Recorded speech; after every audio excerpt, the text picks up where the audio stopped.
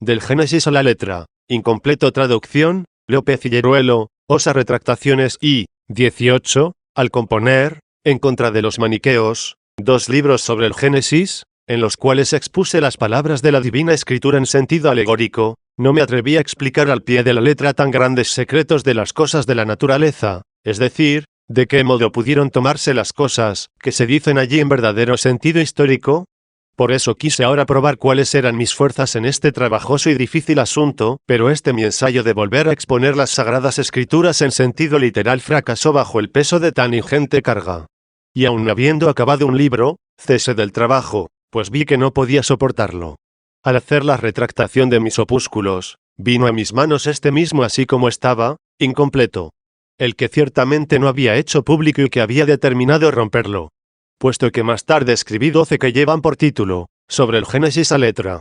Y aunque en ellos aparezca más bien que se preguntan muchas más cosas de las que se hallan, sin embargo no pueden compararse con este. Ciertamente, después de haberlo corregido quise conservarlo, para que fuese, según creo, un índice no inútil de mis comienzos en la investigación y exposición de la divina palabra. Quise que su título fuese Libro incompleto del Génesis a la letra. Lo encontré escrito hasta las palabras, el Padre solo es Padre, el Hijo no es más que Hijo, porque, cuando se dice semejanza del Padre, aunque se manifieste que no hay ninguna de semejanza entre los dos, sin embargo no está solo el Padre si tiene semejanza. Después, antes de añadir al c. 16 los números 61 y 62, repetí las palabras de la Divina Escritura, que de nuevo debían ser consideradas y tratadas. Y dijo Dios, hagamos al hombre a nuestra imagen y semejanza. Hasta aquí había dejado escrito este libro incompleto. Los 2 números que siguen creí conveniente añadirlos al hacer su recensión. Sin embargo, no con esto lo completé, sino que aun con esta añadidura le dejé incompleto. Si lo hubiera completado, a lo menos hubiera escrito de todas las obras y palabras de Dios que atañen al 6º día. Me pareció superfluo anotar en este libro las cosas que me desagradan o defender las que, no siendo bien entendidas por otros, las desprecian. Aconsejo que se lean más bien los 12 libros que compuse mucho más tarde siendo obispo, y por ellos se haga la crítica de estos. Este libro comienza así, sobre los secretos de las cosas de la naturaleza, que juzgamos fueron hechas por el omnipotente artífice. Se ha de tratar no afirmando, sino buscando. Capítulo I se expone en este capítulo la fe católica 1. Sobre los secretos de las cosas naturales, que juzgamos hechas por Dios, omnipotente artífice, se ha de tratar no afirmando, sino buscando lo que haya de cierto. Y principalmente en los libros, que la divina autoridad nos encomienda, en los cuales la temeridad de afirmar una opinión insegura y dudosa, difícilmente evita el pecado de sacrilegio. Sin embargo, la incertidumbre de hallar tales secretos no debe exceder los términos de la fe católica. Pero como muchos herejes acostumbran a exponer las divinas escrituras acomodándolas a sus opiniones, las cuales están en contra de la fe de la doctrina católica, antes de presentar este libro se ha de proponer brevemente la fe católica. 2. Esta es que Dios Padre Omnipotente hizo y ordenó toda criatura por medio de su Hijo unigénito, es decir, por medio de su sabiduría y poder consubstancial y coeterno con Él, en unidad del Espíritu Santo también consubstancial y coeterno a Él. La doctrina católica nos manda a creer que esta Trinidad es un solo Dios, y que Él creó y formó, en cuanto son, todas las cosas que existen, de tal modo que toda criatura, ya sea intelectual ya corporal, o por decirlo más brevemente según las palabras de la Divina Escritura, visible o invisible, no fue formada de la naturaleza de Dios, sino hecha de la nada, por Dios. Y nada hay en ella que pertenezca a la Trinidad, fuera de que la Trinidad la creó y ella fue creada. Por lo tanto, no es lícito decir que la universal criatura es consubstancial a Dios y coeterna con Él. 3. También nos dice la misma fe que todas las cosas, hechas por Dios, son extremadamente buenas, que no existen los males naturales, sino que todo lo que se llama malo es pecado o pena del pecado, que tampoco existiría el pecado si no dirigiéramos el consentimiento malvado de la libre voluntad, y del que libremente podemos abstenernos, aquellas cosas que prohíbe la justicia. Es decir, que no está el pecado en las cosas, sino en el mal uso de ellas. Es, pues, legítimo el uso de las cosas, cuando el alma permanece en la ley del Señor, y se entrega al único Dios con perfecto amor, y administra todas las cosas entregadas a ella sin liviandad y sin sensualidad, es decir, según el mandato de Dios. De este modo el alma, sin dificultad y sin trabajo, gobernará con suma facilidad y alegría. La pena, pues, del pecado, consiste en que el alma es atormentada por las criaturas, puesto que ya no le sirven como ella tampoco sirve a Dios. Antes, cuando ella obedecía a Dios, todas las criaturas le obedecían a ella. Por lo tanto, el fuego no es un mal, pues es criatura de Dios, aunque, sin embargo, queme nuestra flaqueza en virtud y castigo del pecado. También se llaman pecados naturales o propios los que antes de ayudarnos la misericordia de Dios necesariamente cometemos después de haber caído en esta miseria por el pecado de la libre voluntad. 4. Asimismo nos enseña la fe, que el hombre fue renovado por medio de nuestro Señor Jesucristo, cuando la inefable e inmutable sabiduría de Dios se dignó tomar todo el hombre completo y nacer de la Virgen María por virtud del Espíritu Santo y ser crucificado y sepultado y resucitar y subir a los cielos, lo que ya sucedió, y venir a juzgar a los vivos y a los muertos al fin del mundo, y resucitar la carne de los muertos, lo que se anuncia como cosa que ha de suceder. Igualmente confiesa que se da el Espíritu Santo a los que creen en él, que fue instituida por él nuestra Madre la Iglesia, la que se llama católica porque está difundida por todo el orbe y es universalmente perfecta y en nada claudica. Por fin, enseña que primeramente remite y perdona los pecados a los penitentes, y promete después el reino de los cielos y la vida eterna. Capítulo 2 del modo de exponer la ley 5. Conforme a esta fe deben ser consideradas las cosas que pueden buscarse y disputarse en este libro, que empieza en el principio hizo Dios el cielo y la tierra. De 4 modos distintos exponen algunos tratadistas la ley. Sus nombres pueden enunciarse en griego y explicarse y definirse en latín, según la historia, la alegoría, la analogía y la etiología. Explicamos las cosas según la historia, cuando se narran los hechos ejecutados, sean divinos o humanos. Conforme a la alegoría, cuando los hechos y dichos se toman figuradamente, se exponen en sentido analógico cuando se demuestra la conformidad entre los pasajes del Antiguo y del Nuevo Testamento, y según la etiología cuando se dan las causas o se dice el porqué de los hechos y dichos. Capítulo 3:6. Luego sobre esto que se escribió, en el principio hizo Dios el cielo y la tierra, puede preguntarse si debe ser entendido solamente según el sentido histórico, o también si significa alguna cosa figuradamente, asimismo de qué modo convenga con el Evangelio, y, en fin, ¿por qué causa este libro comienza así? Según el sentido histórico se pregunta qué acepción tenga en el principio, a saber, si debemos entenderlo como el principio del tiempo o el principio, es decir, la misma sabiduría de Dios, porque también el Hijo de Dios se llamó a sí mismo principio cuando se le interrogó, ¿tú quién eres? Y respondió, el principio que a vosotros habló uno. Existe, pues, un principio sin principio, y un principio con otro principio. El principio sin principio es solo el Padre y por esto creemos que todas las cosas existen por causa de un solo principio, mas el Hijo es de tal modo principio que por generación procede del Padre. También la misma primera criatura intelectual puede llamarle principio, pues es la cabeza de todas aquellas que Dios hizo. Y porque con toda propiedad se llama la cabeza principio, por esto no dijo el apóstol en aquella graduación que la mujer fuera cabeza de alguno, mas del varón dijo que era la cabeza de la mujer. Y la cabeza del varón Cristo, y la cabeza de Cristo Dios 2, y así la criatura se une al Creador. 7. ¿Acaso se dijo en el principio porque fue lo primero que se hizo? ¿O es que no pudo hacerse entre las criaturas lo primero el cielo y la tierra, si los ángeles y todas las potestades intelectuales fueron hechos en primer término? Porque es necesario que creamos que los ángeles son criaturas de Dios y que por él fueron hechos, pues también a los ángeles enumeró el profeta entre las criaturas de Dios en el Salmo 148, cuando dijo, Él lo ordenó y fueron hechas. Él lo mandó y fueron creadas 3. Mas si los ángeles fueron creados antes que todo, puede preguntarse, ¿fueron creados en el tiempo o antes del tiempo o en el principio del tiempo? Si fueron creados en el tiempo ya existía el tiempo antes de ser creados los ángeles. Y como también el tiempo es criatura, nos vemos en la precisión de admitir que antes de los ángeles comenzó a existir algo. Y si decimos que fueron creados en el principio del tiempo de tal modo que en el mismo momento que ellos empezó a existir el tiempo, diremos que es falso lo que afirman algunos que el tiempo empezó al ser hechos el cielo y la tierra. 8.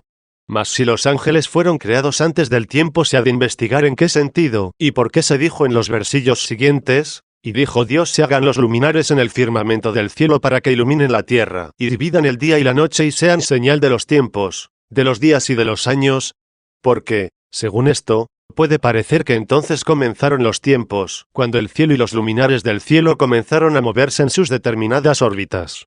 Si esto es cierto, ¿de qué modo pudieron existir los días antes de que el tiempo existiese, si el tiempo tuvo su origen al comenzar los luminares su curso, los cuales se dice haber sido hechos el día cuarto? ¿O es que esta distribución de los días, conforme a la costumbre de hablar de la humana flaqueza, fue ordenada según la norma o exigencia de narrar y de insinuar con sencillez las cosas sublimes a los humildes, por lo cual acontece que el mismo discurso del que habla no puede existir si no ocupan algunas palabras el principio, otras el medio y otras el fin? O tal vez se dijo que fueron creados los luminares en estos tiempos, que miden los hombres por el movimiento de los cuerpos con intervalos de duración. Mas estos tiempos no existirían, si no hubiese movimiento de cuerpos, pero ellos son bien conocidos por los hombres. Si admitimos esto nos vemos en la precisión de preguntar si fuera del movimiento de los cuerpos puede haber tiempo en un movimiento de criatura incorpórea, como es el alma o la mente. Esta se mueve en sus pensamientos, y por este movimiento en ella una cosa es primera y otra final, lo cual no puede entenderse sin intervalo de tiempo. Si admitimos esta clase de tiempo, también puede entenderse que el tiempo fue hecho antes de existir el cielo y la tierra. Si los ángeles fueron creados antes del cielo y de la tierra, pues ya existía una criatura que con movimientos incorpóreos constituía el tiempo, y claramente se entenderá que con ella existía el tiempo, como en el alma, la que está habituada a notar los movimientos corporales por medio de los sentidos del cuerpo. Pero tal vez no sucede esto en las criaturas superiores y eminentísimas. Mas sea lo que fuere de esto, pues es una cosa ocultísima e impenetrable a las conjeturas humanas, lo único cierto y que se ha de mantener como de fe, aunque excede a las luces de nuestra inteligencia, es que toda criatura tiene principio, y que el tiempo es criatura y por lo mismo consta de principio, y no es coeterno al Creador. 9. También puede entenderse que quizás se nombró el cielo y la tierra comprendiendo la creación universal, de tal suerte que se llamó cielo a este firmamento visible y etéreo, y a aquella criatura invisible de excelentísimo poner, y tierra a la parte inferior del mundo con todos los animales que habitan en ella. ¿O acaso se llamó cielo a toda criatura sublime e invisible, y tierra a toda la visible, de tal modo que pueda entenderse lo que se dijo: en el principio hizo Dios el cielo y la tierra por la creación universal? Tal vez con propiedad y en comparación con la criatura invisible se llama tierra a todo lo visible, y cielo a lo invisible, comprendiendo el alma en lo visible aunque ella es invisible, puesto que al perderse en el amor de las cosas visibles y engreírse con la posesión de ellas, se la llamó tierra conforme está escrito: ¿por qué te ensoberbeces, tierra y ceniza? 4:10. Puede preguntarse si por ventura se llamó cielo y tierra a todas las cosas ya distintas y ordenadas, o se dio principalmente el nombre de cielo y tierra a aquella informe materia de todas las cosas, la que se formó, mandándolo Dios inefablemente, en estas naturalezas que vemos formadas y hermosas. Pues aunque leamos lo escrito, que hiciste el mundo de materia informe 5, sin embargo, no podemos decir que la misma materia, de cualquier modo y forma que exista, no fue hecha por él, desde el momento que creemos y confesamos que de él proceden todas las cosas. Y así se llama mundo a esta separación y ordenación de cada una de las cosas formadas y distintas, y se llama cielo y tierra a la misma materia informe, como si dijera que era la semilla del cielo y de la tierra. Cielo y tierra que estando como mezclados y desordenados eran aptos para recibir las formas de parte del artífice, Dios. Basta con lo que hasta el presente hemos indagado sobre lo que está escrito: en el principio hizo Dios el cielo y la tierra, pues no conviene afirmar temerariamente nada sobre estos puntos. Capítulo 4:11. La tierra era, pues, invisible y estaba en desorden, y las tinieblas ocupaban el abismo, y el Espíritu de Dios era llevado sobre las aguas. Los herejes que se oponen al Antiguo Testamento suelen vituperar este pasaje cuando dicen: ¿de qué modo hizo Dios en el principio el cielo y la tierra, si ya existía la tierra? No entienden que se añadió esto para explicar en qué estado estaba la tierra nombrada anteriormente al decir: hizo Dios el cielo y la tierra. Así, pues, en el principio hizo Dios el cielo y la tierra. Debe entenderse que esta tierra hecha por Dios era invisible e informe hasta que por el mismo Señor fue dividida, y sacándola de la confusión la constituyó en cierto estado ordenado de cosas visibles. O quizás se entienda mejor diciendo que es recordada de nuevo en esta ejecución, la misma materia de las cosas a la que anteriormente designó con el nombre de cielo y tierra, de suerte que al decir en el principio hizo Dios el cielo y la tierra se entiende que esto que llamó cielo y tierra era cierta materia informe de la cual se fabricaría el mundo, que consta, ordenados los elementos y recibida la forma, de dos grandes partes, a saber, de cielo y de tierra, y así pudo darse a conocer esta informidad de materia a cualquiera inteligencia por ruda que fuera, llamando la tierra invisible e informe, o sin orden y hermosura, y diciendo que las tinieblas estaban sobre el abismo, esto es, sobre la inmensa profundidad, la cual tal vez fue nombrada de nuevo, porque no podía ser comprendida por inteligencia alguna a causa de su misma informidad. 12. Y las tinieblas estaban sobre el abismo. ¿Acaso el abismo estaba colocado debajo y las tinieblas arriba, como si ya existieran distintos lugares? O se diría, puesto que aún se trata de la informidad de la materia, que en griego se llama caos, que las tinieblas estaban sobre el abismo ya que existía la luz. Si hubiera existido, ciertamente estaría encima, porque es más eminente, e iluminaría todas las cosas que están colocadas debajo de ella. A la verdad el que con todo cuidado investiga qué son las tinieblas no encuentra más que carencia de luz. Luego se dijo las tinieblas estaban sobre el abismo como si se hubiera dicho no había luz sobre el abismo. Por consiguiente, esta materia, que por la subsiguiente obra de Dios se distingue ya ordenada con la formación de las cosas, se llamó tierra invisible e informe y profundidad carente de luz, a la cual se designó anteriormente con el nombre de cielo y tierra, como si fuera, conforme se ha dicho, la semilla del cielo y de la tierra. O quizá quiso, al decir cielo y tierra, darnos primeramente a conocer la universalidad de las cosas, y después insinuada ya la materia, anunciarnos la obra de la formación de los seres del mundo. 13. Y el Espíritu de Dios era llevado sobre las aguas. Hasta el presente la Escritura no había dicho que Dios hubiera hecho el agua, y, sin embargo, de ningún modo podemos creer que el agua no fue hecha por Dios y que no existiese ya antes de que Él fabricase algo ordenado, porque Él es de quien, por quien y en quien son todas las cosas, como lo afirma el apóstol 6. Luego Dios hizo el agua, y creer lo contrario es un gran error. ¿Por qué no se dijo que Dios había hecho ya el agua? ¿Acaso fue porque quiso llamar agua a la misma materia, que llamó con el nombre de cielo y tierra, y también con el de tierra invisible e informe, y abismo? ¿Por qué, pues, no pudo llamarse agua, si pudo llamarse tierra, siendo así que hasta entonces ni era agua, distinta y formada, ni tierra, ni ninguna otra cosa? Quizás se llamó primero cielo y tierra, después tierra invisible e informe, y, por fin, con toda propiedad de agua, de tal modo que en primer lugar se designase, bajo el nombre de cielo y tierra, la materia de aquella universal creación, por causa de que fue hecha de la nada, y en segundo término con el nombre de tierra desordenada y abismo, para insinuar la informidad, porque entre todos los elementos la tierra es la más grosera y la menos noble de todos, y en tercer lugar con el nombre de agua, a fin de señalar la materia sujeta a la acción del artífice, pues el agua es más modelable que la tierra, y así por la facilidad de ser trabajada y por dejarse transformar más fácilmente, al ponerse en manos del artífice, se llamó con más propiedad agua que tierra. 14. El aire ciertamente es más sutil que el agua. El éter con fundamento se cree o se juzga que es más sutil que el aire, pero el aire o el éter se llamarían más impropiamente materia, porque se juzga que estos elementos están dotados más bien del poder de acción, y la tierra y el agua del de pasión. Pero si esto es todavía un secreto, juzgo cosa clarísima que el viento mueve el agua y otras muchas cosas terrenas, mas el viento es el movimiento del aire como es su propia inquietud. Pero siendo evidente que el aire mueve el agua, sin embargo, eso oculta la causa por la que él se ha movido para ser viento.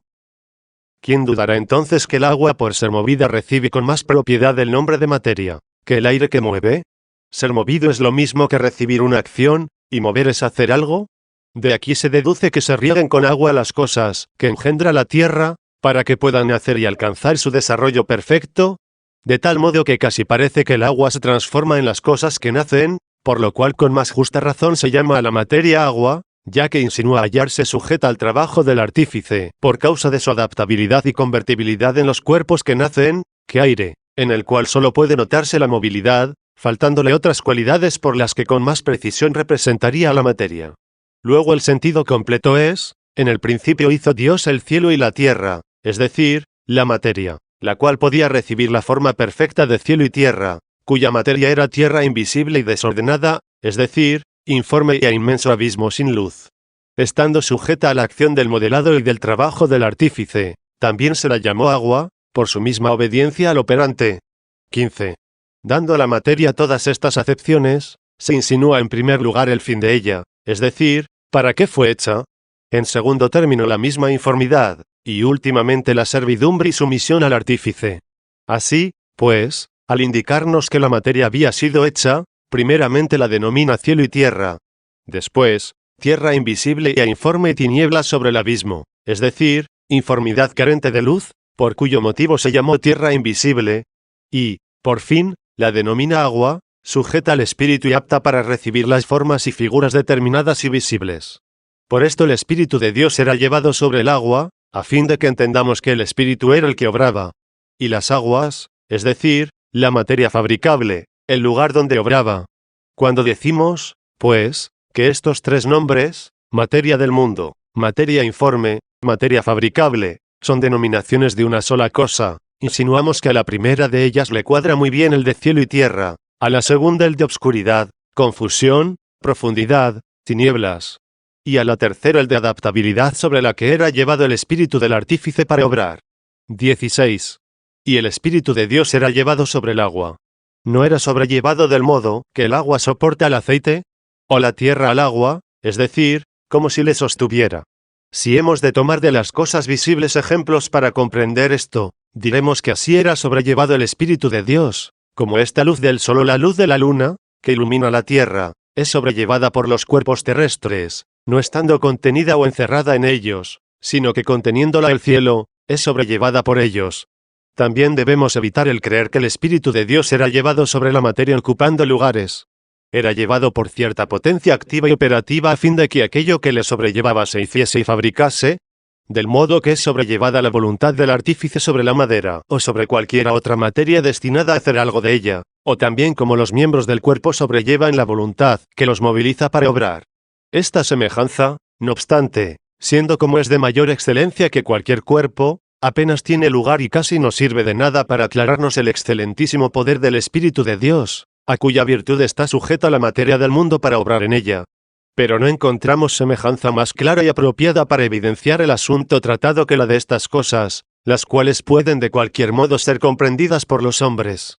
Por lo tanto, en estas investigaciones intelectuales se ha de tener muy en cuenta aquel precepto de la Escritura: los que bendecís a Dios ensalzadle lo más que podáis, pues Él aún está todavía más alto. 7.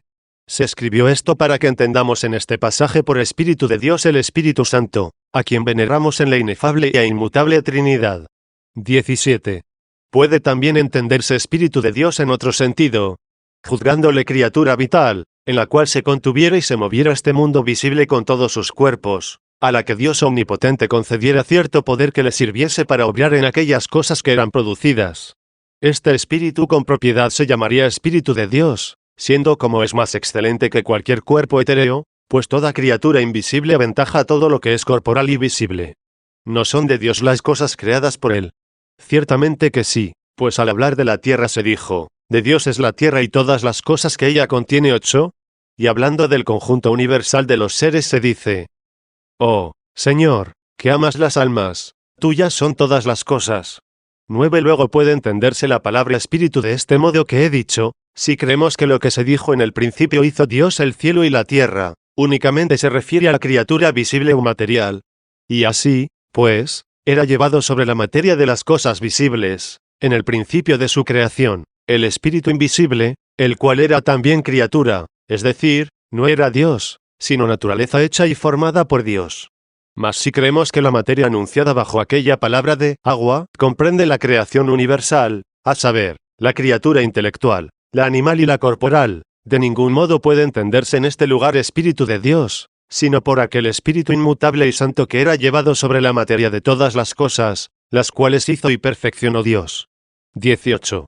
Una tercera opinión puede originarse de esta palabra espíritu, juzgar que bajo el nombre de espíritu se expresa el elemento aire, para que así quedaran denominados aquí los 4 elementos de los cuales se compone este mundo visible, a saber, cielo, tierra, agua y aire.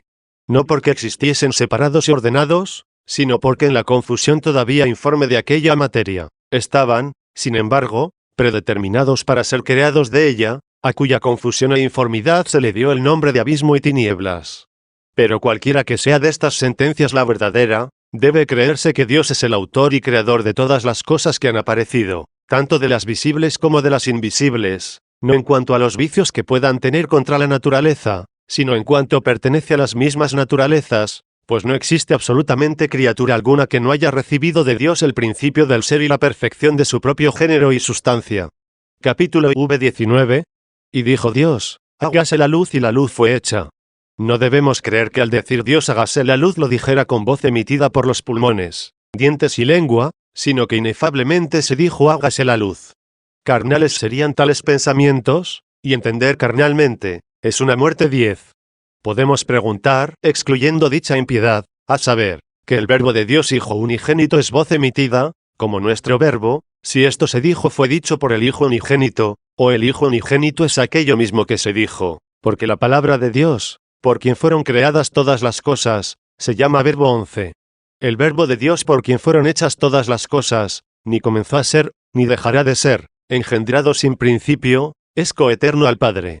Por lo tanto, si esto que se dijo hágase la luz comenzó a decirse y terminó de ser dicho, entendemos que esta palabra fue dicha por el Hijo antes de que ella misma sea el Hijo, sin embargo, también esto se dijo inefablemente.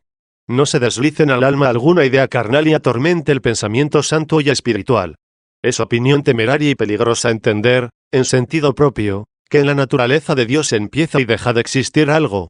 Opinión tolerable en los niños y en los carnales, no para que permanezcan en ella, sino para que sea como el principio de un resurgimiento a la plenitud de la verdad. Todo lo que se dice de Dios, que empieza o termina, de ningún modo se ha de entender que sucede en la naturaleza de Dios, sino en la criatura de Él, la que le está sujeta de maravillosa manera. 20. Y dijo Dios, hágase la luz. ¿Acaso se trata de la luz que hiere estos ojos carnales o de alguna otra oculta que no nos es permitido contemplar con los ojos del cuerpo? Y si es esta oculta, ¿será corporal y se dilatará tal vez por las altísimas partes del mundo? ¿O es incorpórea como la que tiene el alma, a la cual pertenece el examen de lo que se ha de evitar y de lo que se debe apetecer por los sentidos corporales, de la que tampoco carecen las almas de las bestias? ¿O se trata de aquella más excelente que se manifiesta al raciocinar y que es principio de todo lo que ha sido creado? Cualquiera que sea la luz significada en esta palabra debemos creer que ha sido hecha y creada, y que no se trata de aquella luz por la que brilla la misma sabiduría de Dios, la cual no es creada sino engendrada por Él. No se crea que Dios estuvo sin luz hasta que creó esta de la que tratamos ahora, porque de esta, como suficientemente lo demuestran las mismas palabras, se manda que sea hecha, pues dicen, y dijo Dios, hágase la luz, y la luz fue hecha, una es la luz engendrada por Dios y otra la hecha por Él. La nacida de Dios es la misma sabiduría de Dios, la hecha por Él es cualquier otra mudable sea corpórea o incorpórea. 21. Difícil o quizá absolutamente imposible es que el hombre pueda comprender si existe alguna otra luz fuera del cielo, la que, sin embargo, se difunda y derrame por el espacio y abarque el mundo. Mas ¿cómo se nos permite aquí entender una luz incorpórea, si decimos que no habla este libro solamente de la criatura visible, sino de creación universal? ¿A qué detenernos en esta controversia? Tal vez lo que buscan los hombres, al preguntar cuándo fueron hechos los ángeles, lo tienen significado en esta luz, de modo ciertamente conciso, pero también convenientísimo y racionabilísimo. 22. Y vio Dios que la luz era buena. No se ha de entender esta sentencia como una explosión de alegría por parte de Dios ante un bien inaudito y extraño, sino como indicio de la aprobación de la obra.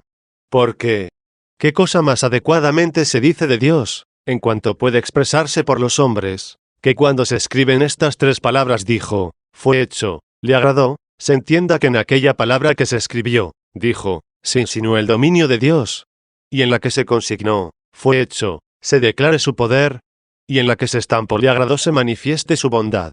Como estas cosas inefables debieron comunicarse por medio del hombre a los hombres, así debieron también expresarse para que pudieran aprovechar a todos. 23. Y dividió Dios la luz de las tinieblas. Aquí se manifiesta clarísimamente la facilidad con que fueron ejecutadas estas cosas de las obras divinas, porque no existe hombre a quien se le ocurra que de tal modo fue hecha la luz que estuviera mezclada con las tinieblas, y, por lo tanto, se necesitase separarlas después.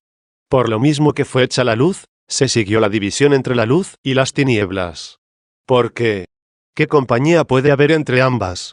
12. Luego Dios separó la luz de las tinieblas cuando hizo la luz. La ausencia de esta se llama tinieblas. La diferencia que existe entre la luz y las tinieblas es la misma que hay entre el que está vestido y desnudo, o entre lo que está lleno y vacío, y otras cosas por el estilo. 24. Ya hemos dicho de cuántos modos puede entenderse la palabra luz, y también que las privaciones de ella pueden llamarse tinieblas. Una es la luz que se ve con los ojos del cuerpo, la cual es también corpórea, como por ejemplo la del sol, la de la luna, la de las estrellas y alguna otra, si existe, del mismo género.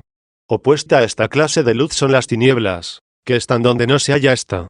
Hay una luz por la cual percibimos la vida y nos sirve para distinguir las cosas que por el cuerpo se transmiten al juicio y criterio del alma, como son las blancas o negras, melodiosas o roncas, de olor agradable o hediondo, dulces o amargas, calientes o frías, y otras de la misma especie. Una es la luz que se percibe por los ojos y otra la que hace que sintamos por ellos. Aquella reside en los cuerpos. Esta, aunque perciba mediante el cuerpo las cosas que siente, reside en el alma. Las tinieblas, contrarias a esta, son la insensibilidad o, por decirlo mejor, la carencia de la facultad sensitiva, es decir, son el no sentir, aunque las cosas que pudieran sentirse se introdujeran en el sentido, dado caso que se diera aquel ser, esta luz o esta facultad sensitiva, por la que se siente. No falta esta sensibilidad cuando el cuerpo no tiene sentidos, como acontece en los ciegos y sordos, ya que en sus almas existe esta luz de la que tratamos ahora. Lo que únicamente les falta son los sentidos del cuerpo. Ni falta tampoco esta sensibilidad, del mismo modo que falta el sonido en el silencio, cuando no se oye la voz. Esta luz se halla en el alma, y solo le faltan al alma los medios del cuerpo, no lo que produce el sentir. Luego, aunque por estas causas no sienta, no por eso carece de luz. Cuando carece el alma de esta potencia ya no suele llamarse este ser, alma, sino solamente vida, como es la que manifiestan tener los árboles, las vides y cualquiera otra clase de plantas, a no ser que quizá lleguemos a creer que esas plantas tienen dicha vida, pues no pocos herejes disparatando hasta el extremo, les conceden no solo la sensibilidad por medio del cuerpo, es decir, la vista, el oído, la distinción entre el fuego y el calor, sino también el entendimiento, y dicen que conocen nuestra razón y distinguen nuestros pensamientos. Pero el tratar de estas cosas es otra cuestión. Luego la insensibilidad son las tinieblas de esta luz, y éstas tienen lugar cuando a cualquier ser viviente le falta la facultad de sentir. Así, pues, concede que se llama con propiedad luz a esta facultad, el que concede que podemos denominar luz a la facultad por la que se perciben las cosas. Cuando decimos, es evidente que esto es agradable, que esto es dulce, que esto es frío, y así de las demás sensaciones que percibimos por los sentidos del cuerpo, entonces la luz por la que percibimos estas cosas ciertamente está en el interior del alma, aunque por medio de los sentidos del cuerpo se introduzcan en ella las cosas que de este modo se sienten. La tercera clase de luz que existe en las criaturas puede decirse que es aquella mediante la cual raciocinamos. Las tinieblas opuestas a esta luz son la irracionabilidad, como son las almas de las bestias. 25. El sentido primordial que la escritura desea dar a entender acerca de la luz, ya se trate de la etérea, ya de la sensorial de la que participan las bestias, ya de la racional la que es común a los ángeles y al hombre, es que fue creada por Dios en la naturaleza de las cosas, que Dios dividió la luz de las tinieblas por el mero hecho de haber creado la luz, que conviene también no olvidar que una cosa es la luz y otra es la privación de la luz, que Dios ordenó opuestas la luz y las tinieblas. Sin embargo, no se dijo que Dios creó las tinieblas, porque Él hizo los seres, mas no la carencia del ser, que pertenece a la nada. De aquí que por el artífice Dios fueron hechas todas las cosas, las cuales también entendemos que fueron dispuestas en orden por Él, cuando se dijo, y separó Dios la luz de las tinieblas, no fuere que regulando y administrando Dios todas las cosas, no tuvieran su orden las mismas privaciones.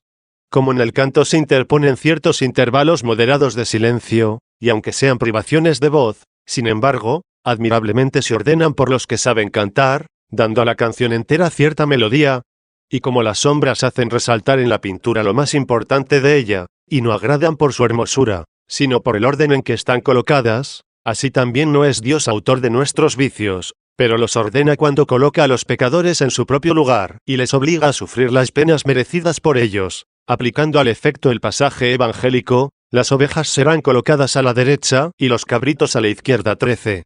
Luego ciertas cosas Dios la crea y las ordena, otras tan solo las ordena. Dios hace y ordena a los justos, a los pecadores, en cuanto son pecadores, Dios no los hace, los ordena únicamente, ya que coloca a los primeros a la derecha, y a la izquierda a los segundos. Al mandar a estos que vayan al fuego eterno lo hace teniendo en cuenta los méritos. Así, pues, Él hace y ordena las naturalezas y las formas de las cosas y solamente ordena, no hace, las privaciones de las formas y los defectos de las naturalezas. Por lo tanto, hágase la luz y la luz fue hecha, pero no se dijo háganse las tinieblas, y las tinieblas se hicieron. De estas dos cosas hizo, pues, una, la otra no, mas a entrambas ordenó al separar Dios la luz de las tinieblas. En fin, haciéndolo Él, todo es hermoso, ordenándolo Él, todo es bello. Capítulo 26.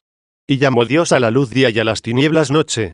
Siendo las palabras, luz y día, nombres de una misma cosa, y las palabras tinieblas y noche, nombres de otra, convino llamar a cada cosa con estos dos nombres, para que la cosa a la cual se impuso el nombre pudiera también llamarse por otro nombre, sin poder significar otra cosa distinta. Y así se dijo, llamó Dios a la luz día para que indiferentemente también pudiera decirse al revés, llamó Dios al día luz y a la noche tinieblas. Mas ¿qué responderemos al que nos preguntare? ¿Se impuso a la luz el nombre de día, o al día el nombre de luz? Estas dos palabras, en cuanto se pronuncian con voz humana con el fin de significar algo, son nombres. De igual modo puede preguntarse sobre las otras dos, es decir, ¿a las tinieblas se dio el nombre de noche, o a la noche se dio el de tinieblas? Conforme lo narra la Sagrada Escritura, está claro que a la luz se dio el nombre de día, y a las tinieblas se impuso el nombre de noche, porque al decir hizo Dios la luz y dividió la luz de las tinieblas, no se trataba aún de asignar nombres. Más tarde, pues, se emplearon los nombres día y noche. Pero siendo como son sin duda nombres las palabras luz y tinieblas, también significan cosas, al par igual que día y noche. Es evidente que no se puede enunciar de otro modo una cosa que ha recibido una denominación, si no es por algún nombre.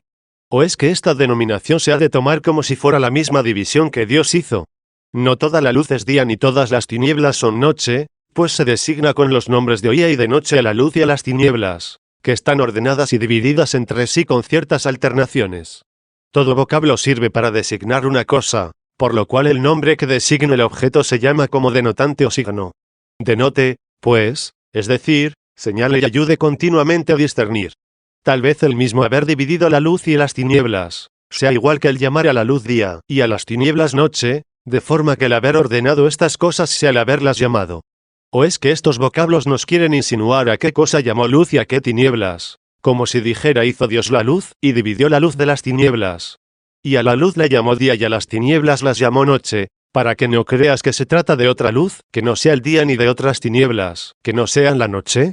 Porque si toda luz pudiera entenderse por día, y todas las tinieblas bajo el nombre de noche, entonces tal vez no hubiera habido necesidad de decir, y llamó Dios a la luz día y a las tinieblas noche. 27. Asimismo puede preguntarse de qué día y noche se trate.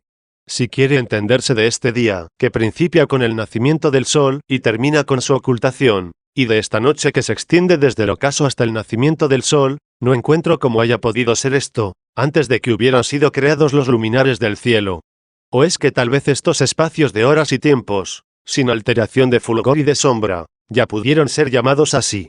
Pero ¿y de qué modo entonces conviene a aquella luz racional o lo irracional, si en estas palabras está comprendido este cambio, que por los nombres de día y noche se significa? ¿O es que, no según lo que acontece, sino conforme a lo que puede suceder, son insinuadas estas cosas, porque puede adueñarse de la razón el error y cierta incapacidad del sentido? Capítulo 7:28. Y fue hecha la tarde y fue hecha la mañana, un día.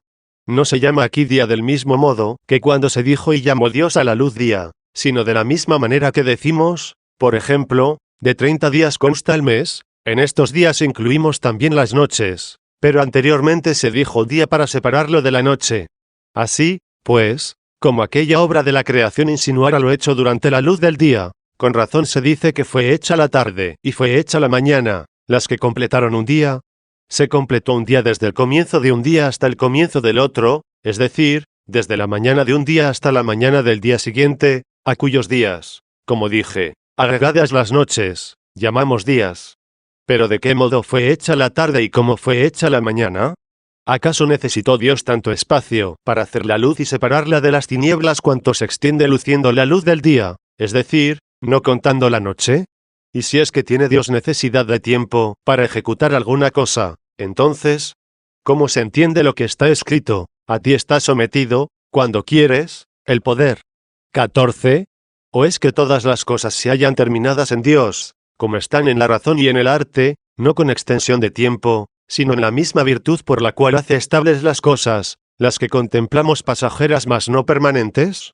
¿No es creíble que así como en nuestra conversación, donde primero vienen unas palabras, y después de pasadas se suceden las otras, acontezca en el arte, el cual, obrando establemente en la conversación, hace hermoso un discurso? Luego, aunque sin necesidad de tiempo obre Dios, a quien está sujeto el poder, cuando quiere, sin embargo, las naturalezas temporales ejecutan temporalmente sus movimientos. Por tanto, tal vez se dijo, y fue hecha la tarde y fue hecha la mañana un día, primero como entiende la razón, que de este modo pudo o debió hacerse, mas no de la manera con que se obra en intervalos de tiempo. Quien dijo, el que permanece eternamente creó todas las cosas a la vez. 15, contempló, en la misma inspiración, la obra en su mente, pero acomodadísimamente se ordenó en aquel libro la narración de las cosas hechas por Dios en intervalos de tiempos, a fin de que la verdadera disposición de las cosas creadas, que no podía ser comprendida con mirada permanente por las almas de menos alcances, expuesta en esta forma de hablar la viesen como con los ojos carnales. Capítulo 8:29. Y dijo Dios, hágase el firmamento en medio del agua, y divida el agua y el agua, y así se hizo. E hizo Dios el firmamento y dividió el agua, que estaba debajo del firmamento del agua, que estaba sobre el firmamento. ¿Acaso eran iguales las aguas, que estaban sobre el firmamento a estas visibles que estaban debajo del firmamento? ¿O es que en aquel agua parece estar significada la que sobrellevaba el Espíritu de Dios y, por lo tanto, debemos entender que ella era la misma materia del mundo, de tal modo que la inferior sea la materia corporal y la superior la animal, puesto que se hallaba dividida al estar el firmamento interpuesto? No olvidemos que llama firmamento a esto que después llama cielo. Entre los cuerpos ninguno hay mejor que el cuerpo celeste, pues aunque unos sean los cuerpos celestes y otros los terrestres, sin embargo, los mejores son los celestes. Y todo lo que sobrepasa la naturaleza de los cuerpos celestes no sé cómo pueda llamarse cuerpo. Por eso tal vez se trate de cierta virtud o poder sujeto a la razón, por la cual se conoce a Dios y a la verdad cuya naturaleza, porque es formable mediante la virtud y la prudencia, con cuyo vigor se cohíbe y modera la fluctuación de ella, aparece como material. Y, por lo tanto, rectamente es llamada agua por Dios, excediendo el ámbito del cielo corpóreo, no por su magnitud corporal, sino en virtud de su naturaleza incorpórea. Mas por razón de haberse llamado el firmamento cielo, no es un absurdo entender que todo lo que está debajo del cielo etéreo, en el que todas las cosas están sosegadas y estables, es más disoluble e inmudable. Hubo quienes creyeron que estas aguas visibles y frías envolvían por completo la superficie del cielo y, por lo tanto, también a esta clase de materia corporal formada antes de recibir distinción y especie por la que se llamó firmamento. Pusieron como prueba la tardanza de una de las 7 estrellas errantes, la cual es mayor que las otras, y se llama por los griegos Phainon, la brillante, y tarda 30 años en dar la vuelta a su órbita, diciendo que es lenta su marcha, porque está más cerca de las aguas frías, que se hallan por encima del cielo. No sé de qué modo pueda ser defendida esta opinión por aquellos que ingeniosísimamente buscaron tales razones.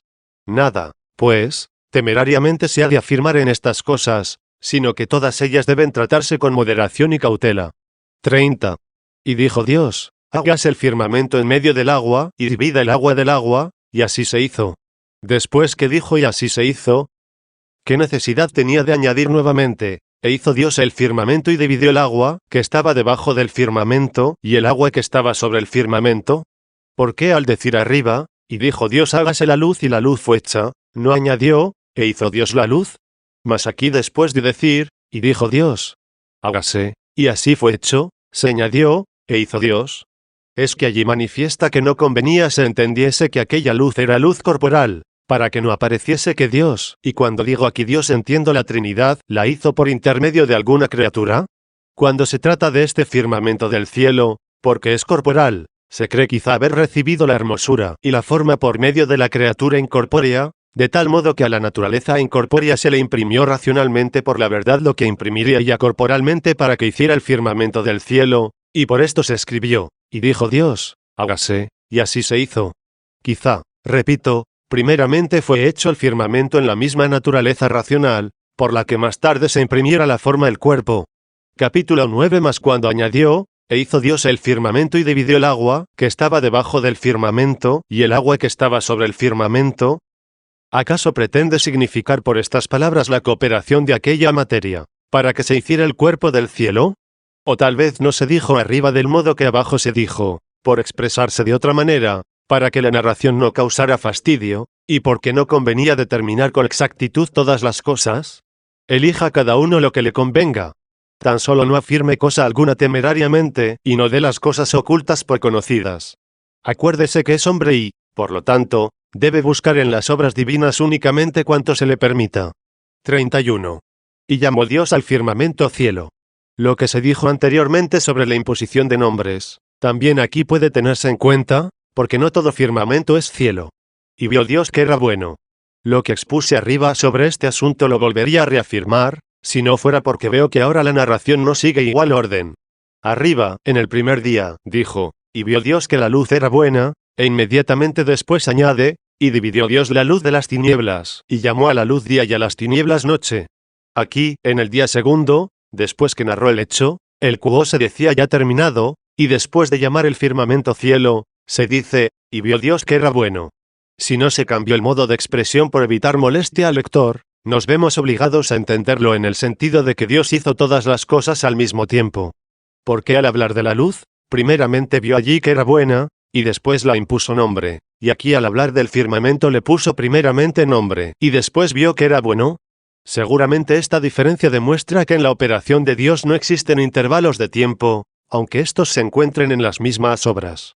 Conforme a estos intervalos de tiempo, una cosa se hace primero y otra después y sin ellos no puede exponerse la narración de los hechos, aunque sin ellos hubiese podido haber hecho Dios estas cosas. Y hecha la tarde y hecha la mañana, se completó el día segundo. Sobre esto ya se trató más arriba y creo que valen aquí las mismas razones. Capítulo X32.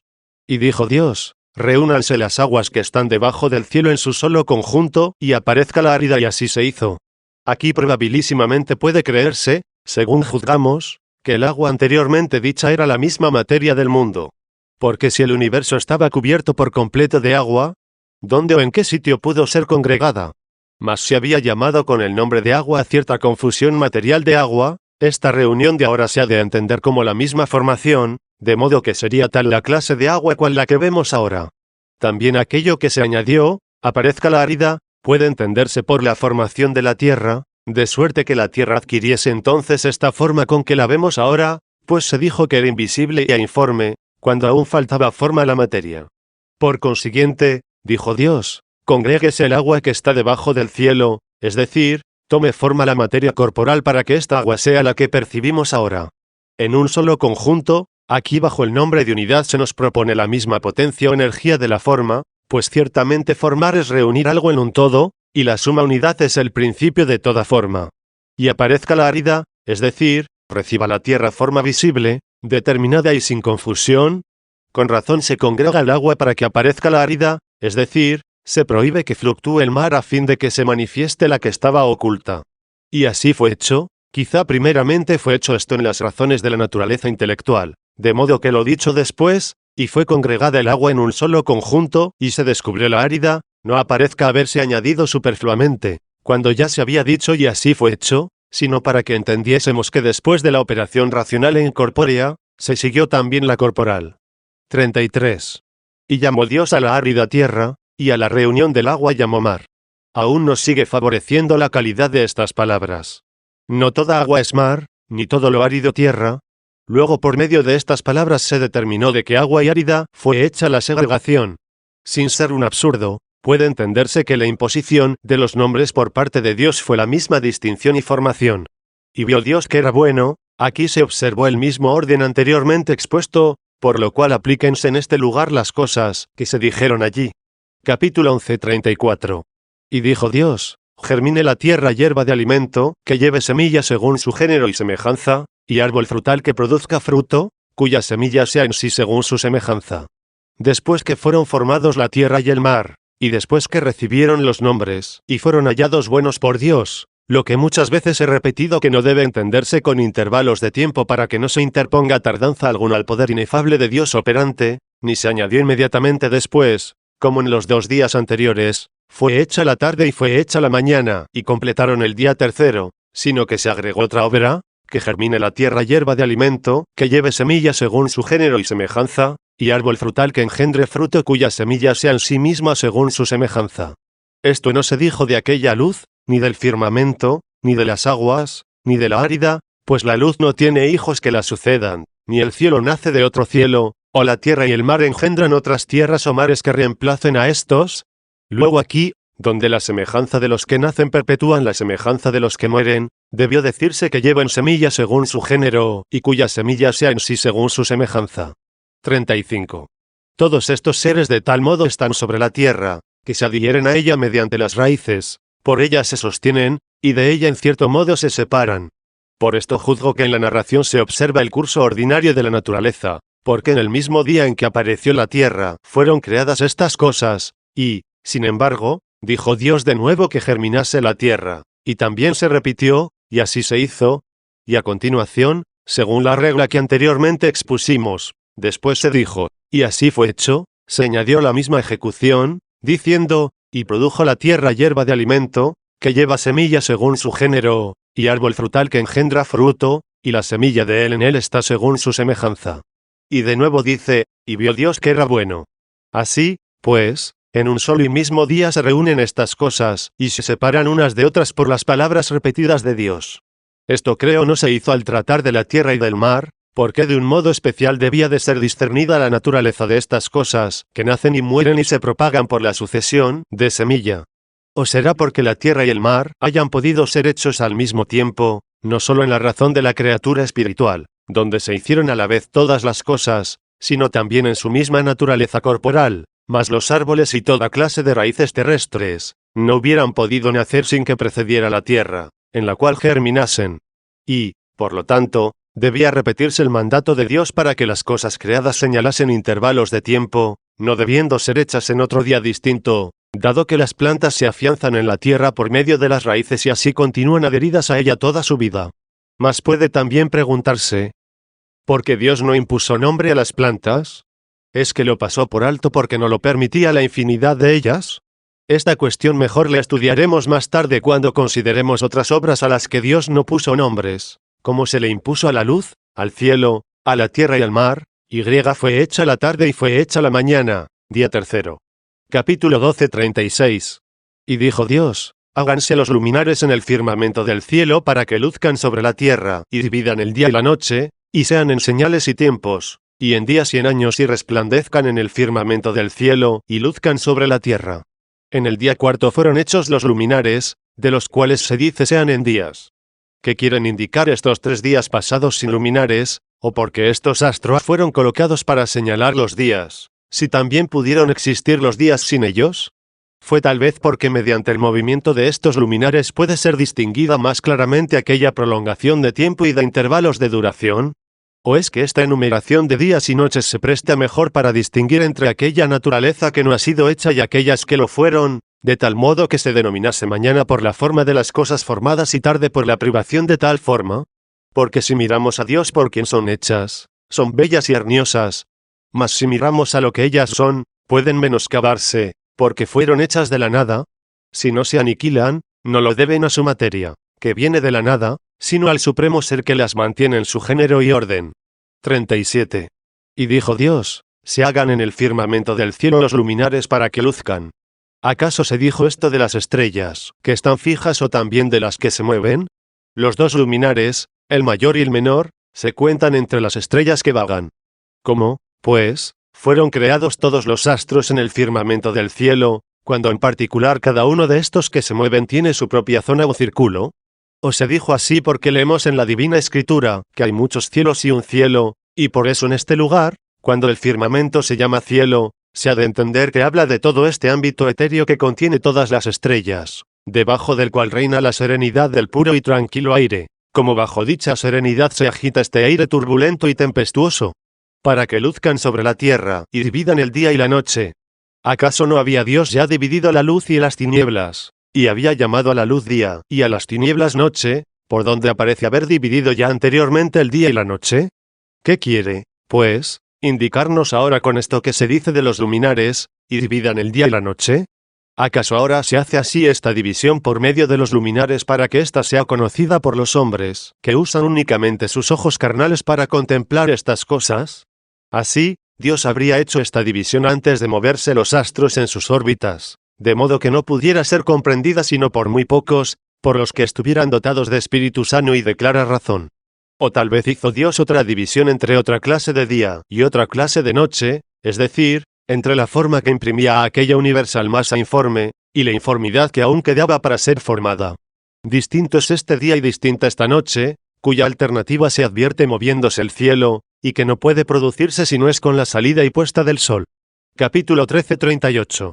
Y sean en signos y tiempos, y en días y años. Me parece que esto que dijo sean en signos lo aclaran plenamente las palabras siguientes, y en tiempos, a fin de que así no se tomase una cosa por signo y otra por tiempo. Porque estos tiempos de los que ahora habla y que se distinguen por sus intervalos, señalan que sobre ellos está la eternidad inmutable, de suerte que son signo de ella, es decir, que aparece el tiempo siendo como vestigio de la eternidad. Asimismo, cuando añade y en días y en años declara que trata de los tiempos en que los días se completan por la vuelta de las estrellas fijas. Y los años se patentizan al recorrer el Sol el círculo sidéreo, pues los años son menos evidentes, si los contamos cuando cada uno de los planetas recorre su órbita. No dijo, y sean en señal de meses, porque tal vez el mes es el año de la luna. Lo mismo que las 12 lunas del año son el año de la estrella, que los griegos llaman Gaezonta, al par igual que 30 años solares componen el año de la estrella que se llama Fainon. Y quizá así también cuando las estrellas hubieran vuelto a ocupar el mismo puesto, se completa el gran año del cual no pocos dijeron muchas cosas. ¿O acaso dijo en signos, para mostrar por ellos el verdadero camino a los navegantes?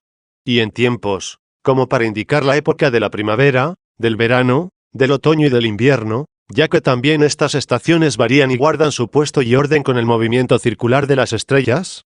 Sirvan de señal en días y años, lo debemos entender como ya está expuesto. 39. Y resplandezcan en el firmamento del cielo, y luzcan sobre la tierra. Ya se había dicho arriba, háganse los luminares en el firmamento del cielo para que iluminen la tierra. ¿Por qué razón creemos que se repitió esto? ¿Será por la misma que se dijo acerca de las plantas, que llevan semilla y que sea en ellas semilla según su género y semejanza? Y, por tanto, así también aquí, pero de distinta manera. Se dijo de los luminares háganse y sean, es decir, háganse y no engendren sino sean en sí ellos. Y así se hizo. El orden de allí se observa también aquí. 40. E hizo Dios dos luminares, el luminar mayor principio del día, y el luminar menor principio de la noche, y las estrellas. ¿Qué signifique principio del día y de la noche? Inmediatamente lo veremos. Lo que se añadió y las estrellas es ambiguo si pertenecen o no al comienzo de la noche. Algunos dicen que aquí se da a entender que fue primero hecha la luna llena porque ella se levanta al comenzar la noche, es decir, inmediatamente después de puesto el sol. Mas es absurdo el comenzar a contar desde la 16ª y 15ª feria de la luna, no desde la primera. Y nadie diga que debió hacerse perfecta la luna, pues perfecta, es decir, llena es todos los días, pero su perfección solo se ve por los hombres, cuando está opuesta el sol en la parte contraria. Cuando está colocada junto a él, como ella está debajo de él, parece que se queda sin luz, pero entonces también es llena porque está iluminada por la otra parte, aunque no puede ser vista por aquellos que están debajo de ella, es decir, por los que habitan en la tierra. Esto no puede demostrarse con pocas razones, pero sí con ingeniosos discursos, y con el auxilio de ciertos dibujos visibles. 41. Y colocó Dios estos dos luminares en el firmamento del cielo para que luzcan sobre la tierra. ¿Cómo es que se dijo anteriormente se hagan en el firmamento, y por qué ahora dice, hizo Dios los luminares y los colocó en el firmamento, como si primeramente hubieran sido hechos fuera de él, y después fueron colocados en él, siendo así que ya había dicho que se hicieran allí? ¿Es que se quiso significar de una vez para siempre que Dios no obra, como suelen obrar los hombres, sino que se narró como se pudo a los hombres? Para los hombres una cosa es hacer y otra distinta colocar, mas para Dios ambas cosas son lo mismo, pues obrando coloca y colocando obra. 42. Y presidan el día y la noche, y dividan el día y la noche. Lo que ahora expone diciendo, presidan el día y la noche, ya estaba dicho al decir que fueron principio del día y de la noche. Luego aquel principio debe entenderse por presidencia, porque en el día no hay cosa alguna, entre las cosas que vemos, más excelente que el sol, y en la noche ninguna más que la luna y las estrellas. Luego no nos intranquilice ya aquella ambigüedad, y creamos que las estrellas fueron colocadas de suerte que también pertenecen a la iniciación de la noche, es decir, tienen la presidencia de ella. Y vio Dios que era bueno. Se observa como anteriormente el mismo orden. Recordemos también que Dios no puso nombres a estas cosas, siendo así que pudo decirse, y llamó Dios a los luminares estrellas, pues no todo luminar es estrella. 43. Y fue hecha la tarde y fue hecha la mañana, día cuarto. Si consideramos estos días, que se distinguen por el nacimiento y puesta del sol, este día no es el cuarto, sino tal vez el primero, ya que juzgamos que en aquel tiempo nació el sol cuando fue hecho, y que se ocultó mientras los otros astros fueron creados. Pero quien entienda que el sol está en otro lugar, cuando para nosotros es de noche, y la noche ocupa otra región, cuando el sol está con nosotros, indagará mejor la enumeración de todos estos días. Capítulo 14, 44. Y dijo Dios, salgan del agua reptiles de ánimas vivas y volátiles que vuelen sobre la tierra debajo del firmamento del cielo, y así fue hecho. Aquellos animales que nadan son llamados reptiles porque no andan con pies.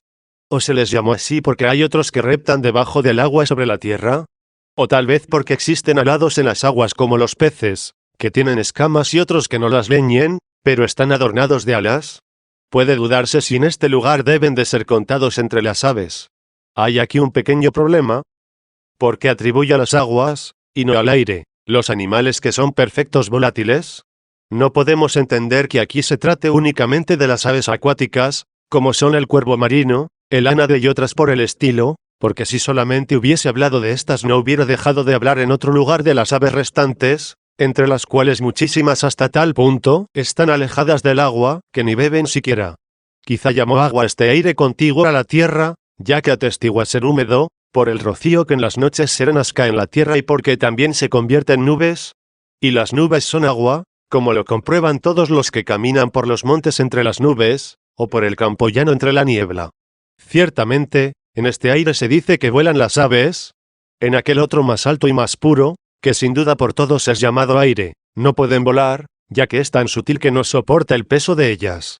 En él no pueden condensarse las nubes, ni desencadenarse la tempestad, porque falta en él totalmente el viento, como se ve en la cima del monte Olimpo, que según dicen excede en altura este aire húmedo allí conforme afirmaban los que por costumbre subían al citado monte en las solemnidades de sus sacrificios. Acontecía escribir ciertas letras en el polvo, y después de un año las encontraban intactas e íntegras.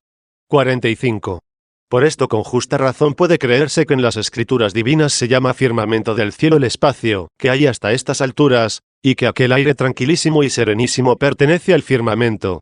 Bajo este nombre de firmamento puede estar comprendida dicha serenidad y gran parte de las cosas. Por cuyo motivo también juzgo que se dice lo siguiente en muchos lugares de los Salmos, y tu verdad hasta las nubes 16, porque nada hay más firme y sereno que la verdad. Mas las nubes se forman debajo de esta tranquilísima región del aire. Aunque lo dicho se tome figuradamente, sin embargo se ha escrito de estas cosas como teniendo cierta semejanza con lo representado por ellas, de tal suerte que parece en realidad existir una cierta imagen de la verdad en esta más inalterable y pura criatura corporal, la cual se extiende desde lo más alto del cielo hasta las nubes, es decir, hasta el aire caliginoso, tormentoso y húmedo. Luego con razón se atribuyen a las aguas, las aves, que vuelan sobre la tierra debajo del firmamento del cielo, porque con justicia se denomina este aire agua. Por esto se ha de entender que nada se habló del aire, es decir, de qué modo o cuándo fue hecho, porque este aire bajo lleva el nombre de agua, y aquel alto, el de firmamento. Y así, ningún elemento se pasó por alto. 46. Pero tal vez dirá alguno, si por lo que se dijo congregues el agua entendemos que el agua fue hecha de aquella materia informe, y que a esta congregación Dios llamó mar.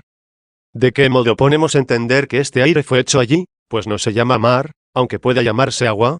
A mí me parece que al decir aparezca la árida, no solo se insinúa la formación de la tierra, sino también la de este aire denso, pues por medio de este aire se ilumina la tierra para hacerse visible a nosotros. Luego en la misma y sola palabra, que se dijo aparezca están incluidas todas las operaciones, sin las cuales no podría manifestarse la tierra, es decir, su forma, su liberación del agua, y el ser aireada, pues mediante el aire se transmite la luz a la tierra desde la parte superior del mundo. O quizá, en lo que se escribió, congregues el agua, se subraya más bien la formación del aire, ya que cuando se condensa este aire parece que forma el agua. Así, pues, quizá la condensación en una masa densa, a fin de que de ella se formara el mar, la llamó congregación de agua, de suerte que aquello que no está congregado, es decir, que no está condensado y fluye sobre la tierra, sea el agua que puede sostener las aves, pero conviniéndole estos dos nombres, agua sutil y aire denso. Mas si se pregunta por qué fue hecho este aire, allí no se dice. ¿O es que tal vez sea verdad lo que dicen algunos que la evaporación acuosa del mar y de la tierra forma estas auras mucho más densas que el aire superior y puro, y así las acondiciona para que puedan soportar el vuelo de las aves? Tales auras son más sutiles que las aguas con que nos lavamos el cuerpo, de manera que en comparación de ellas, aquellas las percibimos como secas y aéreas. Pero como ya se había hablado de la tierra y del mar, ¿qué necesidad había de hacer mención de sus evaporaciones, es decir, de las aguas donde vuelan las aves, una vez entendido que el aire purísimo y tranquilísimo se asigna al firmamento? 47. Tampoco se dijo cómo fueron hechos los ríos y fuentes. Los que con suma diligencia indagan y discuten estas cosas, y dicen que con el movimiento superficial del aire se extrae invisiblemente del mar el vapor de agua dulce, y de estas evaporaciones, que de ningún modo podemos sentir, se forman las nubes. Humedecida la tierra con las lluvias, se filtra el agua gota a gota reuniéndose en las más ocultas cavernas, y después transpirando la tierra tanta agua cuanto tiene congregada, la deja pasar por diversos conductos brotando en fuentes pequeñas o grandes, aptas para formar los ríos, de cuyo hecho quieren que sea indicio el vapor recogido de las aguas marinas hervidas en un serpentín, cuyo vapor constituye agua dulce para los que la beben. Es manifiesto casi a todos los hombres, que al hacerse sentir la escasez de las lluvias las fuentes disminuyen de caudal. También lo atestigua la historia divina, Elías pidió la lluvia en tiempo de sequedad y mientras oraba mandó a su criado dirigiera la vista hacia el mar, y cuando de aquella parte vio nacer una nuevecilla minúscula, entonces anunció al rey, que estaba intranquilo, que la lluvia era inminente, con la cual, aun marchando de allí a carrera tendida, se mojó 17. También David dice: Oh Señor, tú que sacas el agua del mar, y la derramas sobre la superficie de la tierra 18. Por lo tanto, habiendo sido nombrado el mar, ninguna necesidad tenía de hablar de las aguas restantes, ya de estas que producen el rocío, y prestan por su sutileza a las aves sus brisas, o ya de las aguas de los ríos y fuentes, si las primeras se producen por evaporación, y las últimas por recíprocas lluvias, a las que primeramente absorbe la tierra, y después las hace brotar. Capítulo 15, 48. Produzcan las aguas reptiles de almas vivas. ¿Por qué se añadió vivas? ¿Acaso pueden existir almas que no vivan? ¿O es que se quiso hacer resaltar esta vida más ostensible, que poseen los animales que sienten, pero de la que carecen las plantas? Y produzcan aves que vuelen sobre la tierra debajo del firmamento del cielo. Si las aves no vuelan en aquel aire purísimo, donde ninguna nube se forma, es evidente que él pertenece al firmamento, porque se dijo que las aves volarán sobre la tierra debajo del firmamento del cielo. Y así se hizo, se observa aquí el mismo orden que en las obras pasadas y, por ende, se añade lo mismo que en las demás, exceptuando en la de la luz, que fue hecha la primera de todas. 49. E hizo Dios los grandes peces y toda alma de los animales que reptan, a quienes produjo el agua según el género de ellos, y todo volátil según su género.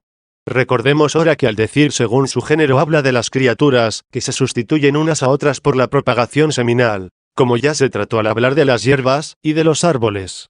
Y todo volátil de alas. ¿Por qué añadió alas? ¿Puede existir un volátil sin ellas? Dado caso que tal especie pueda existir, Dios realmente la creó, aunque no se diga dónde fue hecha. Ningún ser puede volar sin alas, pues los murciélagos, la langosta, las moscas y si hay algún otro animal de esta clase que carezca de plumas, no obstante no carece de alas. Se añadió de alas para que entendiésemos que no solamente se hablaba de las aves, ya que los peces también tienen alas, y vuelan sobre la tierra en medio del agua. Por esto no se dijo aves, sino volátiles en general, y volátil de alas. Y vio Dios que era bueno. Esto se ha de entender como se expuso en los otros lugares donde se dijo lo mismo. 50. Y los bendijo Dios diciendo: Creced y multiplicaos y llenad las aguas del mar, y los volátiles se multipliquen sobre la tierra. Quiso Dios que la bendición tuviera fuerza de fecundidad, la que se manifiesta en la sucesión de la prole, para que por esta bendición, ya que fueron creados débiles y mortales, naciendo otros, perpetúen su género. Mas teniendo como tienen también las plantas en el nacer semejanza con los animales caducos, pregunto, ¿por qué éstas no las bendijo? ¿Acaso porque carecen de sentido el cual se acerca más a la razón? Tal vez no es sin motivo el que use Dios la segunda persona en la bendición, y lo haga para inducir a la generación a estos animales, como si en cierto modo entendiesen al decir creced y multiplicaos y llenad las aguas del mar. Sin embargo, no sigue hablando hasta el fin de la bendición en segunda persona, sino que prosigue diciendo, y los volátiles se multipliquen sobre la tierra. No dijo, pues, multiplicaos sobre la tierra. Quizá por esto mismo se evidencia que la facultad del sentido en los animales no se halla tan cerca de la razón que pudieran perfectamente entender la invitación a engendrar, como pueden entenderla los que discurran y usan de la razón. 51. Y así fue hecho. Aquí debe por completo despertar de su ignorancia cualquier rudo, y comprender de qué días se trate. Pues habiendo dado Dios a los animales determinados tiempos de gestación, los que conservan dentro de cierto orden una admirable firmeza de tal suerte, que durante prefijado número de días cada uno, según su género, llevan en su vientre lo que han concebido o incuban los huevos puestos, cuya ley impuesta a la naturaleza se conserva por la sabiduría de Dios, que abarca todas las cosas con firmeza desde el uno al otro confín del mundo, y las ordena con suavidad. 19.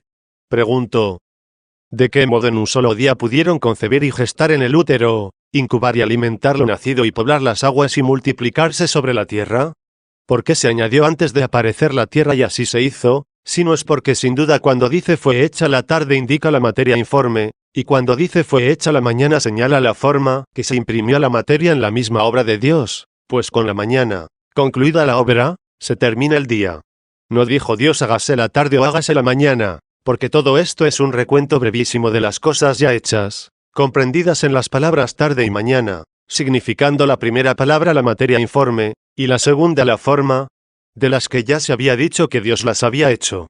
Además, cuando ponemos la atención en algo imperfecto, es decir, cuando nos dirigimos de la forma a la materia informe y de esta a la nada, si creemos que en verdad está insinuado lo imperfecto en este nombre de noche o tarde, no diría que fue hecho, sino solamente ordenado por Dios, como lo dice arriba, dividió Dios la luz y las tinieblas. Por lo tanto, al decir fue hecha la tarde, se designa por el vocablo de tarde la materia informe, la cual no obstante haber sido hecha de la nada, sin embargo existe y es capaz de formas y hermosuras. También puede tomarse bajo el nombre de tinieblas la nada absoluta, a la que no hace Dios porque nada es, y de la que hizo siendo omnipotente todo lo que se dignó hacer por su bondad inefable, porque de la nada hizo todas las cosas. 52. Y fue hecha la tarde y fue hecha la mañana día quinto.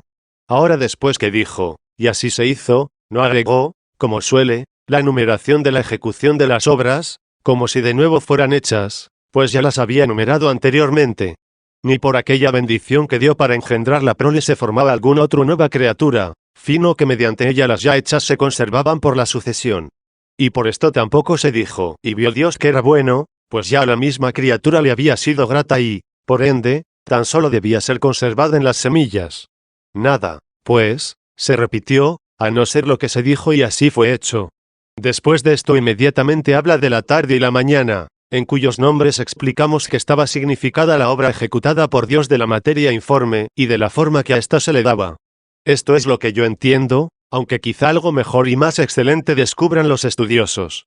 53. Y dijo Dios produzca la tierra alma viva, según su género, de cuadrúpedos y de serpientes, y de bestias de la tierra según su género, y así se hizo. Del modo que arriba se trató, así debemos considerar y entender por qué se añadió viva, habiendo dicho alma, y qué significa según su género, y cómo se entiende la acostumbrada conclusión por la que se dice, y así fue hecho. Aunque la lengua latina bajo el nombre de bestia comprende generalmente a todo animal irracional, aquí, sin embargo, se deben distinguir las especies de suerte, que por cuadrúpedos entendamos todos los animales de carga, por serpientes todos los vivientes que reptan, por bestias o fieras todos los cuadrúpedos indómitos y por animales todos los cuadrúpedos, que no ayudan trabajando, pero proporcionan algún provecho a los que los apacientan. Capítulo 16, 54. E hizo Dios las bestias de la tierra según su género, y los animales según su género, y todas las serpientes de la tierra según su género. Esta repetición que se hizo al decir e hizo Dios cuando ya se había dicho y así fue hecho, debe de entenderse según la norma expuesta anteriormente. Aquí, bajo el nombre de animales creo están significados todos los cuadrúpedos que viven al cuidado del hombre. Y vio Dios que era bueno, debe de entenderse como de costumbre. 55. Y dijo Dios, hagamos al hombre a nuestra imagen y semejanza. En esta obra de Dios debe notarse una cierta unión y separación de los otros vivientes, pues dice que fue hecho el hombre en el mismo día que las bestias y que igualmente todos son animales terrenos. Pero, sin embargo, por la excelencia de la razón, según la cual el hombre es hecho a imagen y semejanza de Dios, separadamente se habla del hombre después que, según costumbre, ha terminado la formación de los otros animales diciendo y vio Dios, que era bueno. 56. También se ha de considerar aquí lo que no se dijo en la formación de los otros seres, hagamos, como si de este modo quisiera el Espíritu Santo hacer resaltar la excelencia de la naturaleza humana, pues, ¿a qué cosa dijo ahora hagamos? Sino a quien se decía en las demás formaciones hágase. Todas las cosas por él fueron hechas y sin él nada se hizo. 20.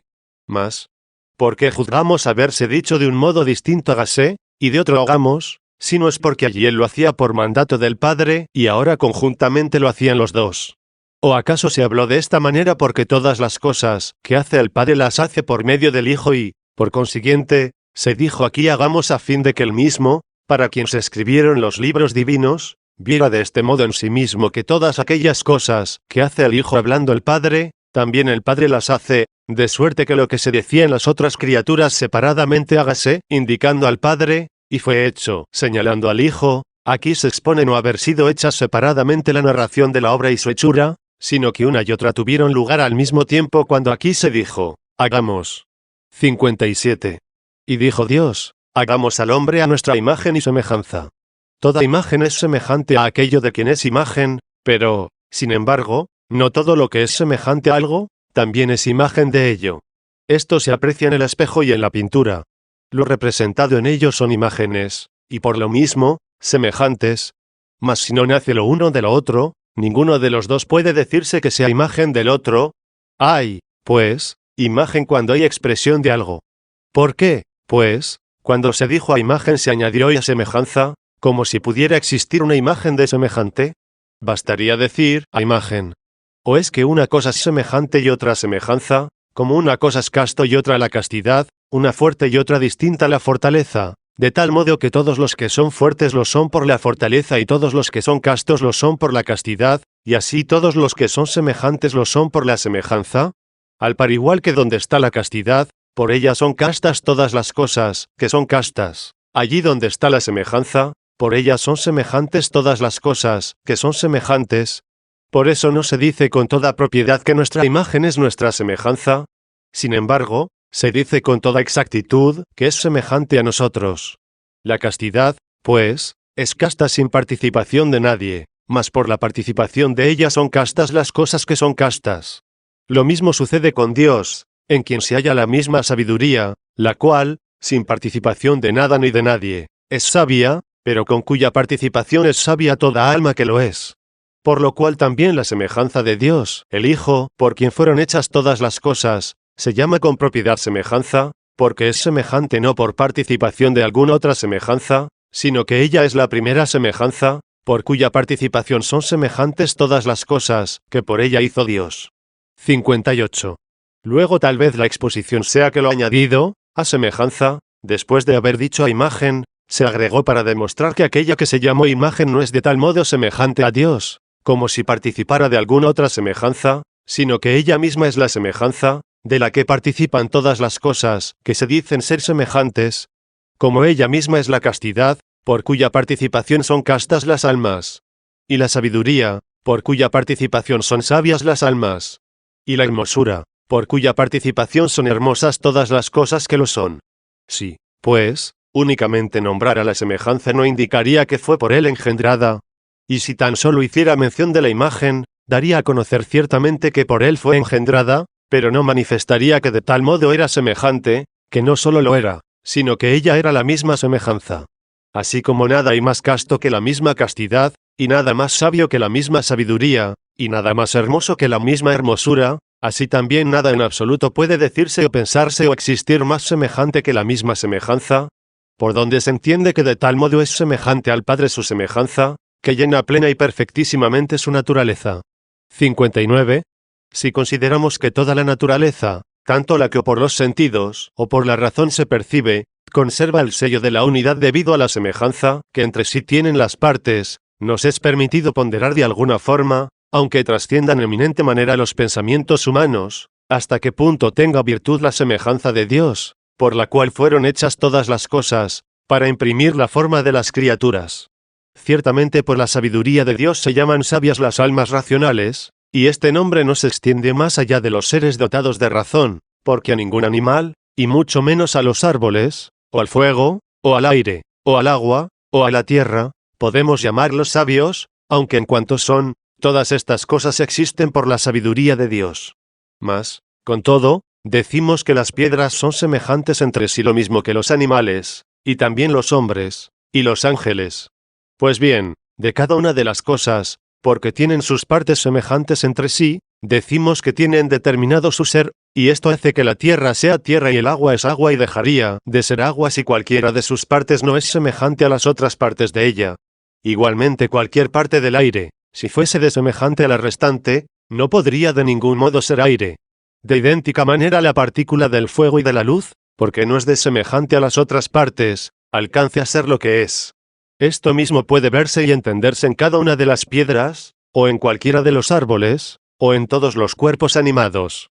Pues de ningún modo existirían con los otros seres de su género, ni tampoco cada uno en sí mismo, si no tuvieran las partes semejantes entre sí. Tanto es más hermoso un cuerpo cuanto más semejantes sean entre sí las partes. ¿De qué consta?